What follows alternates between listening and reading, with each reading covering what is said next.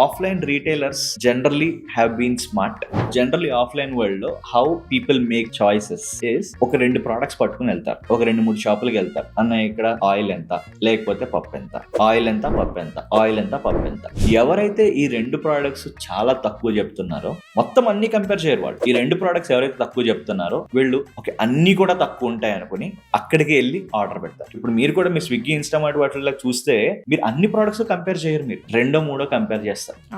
ఆ పర్సెప్షన్ అలా బిల్డ్ అవుతుంది. Offline retailers generally have been smart. మీ దగ్గర పర్చే ఉందా లేదా, లిస్ట్ ఉందా లేదా అని చూస్తారు. మీరు లిస్ట్ మొత్తం కొనే టైప్ అనుకుంటే కనుక ఆ 2 చాలా తక్కువ చెప్తారు.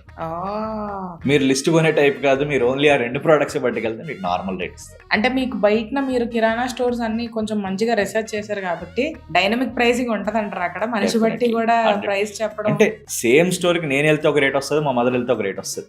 ఇంట్రెస్టింగ్. అందుకని ఎప్పుడు మా మదర్ ఎప్పుడైనా ఎక్కువ కొనేటప్పుడు నువ్వు కాదు నేను వెళ్తాను, లేదు నేను డాడీ వెళ్తామని చెప్తారు.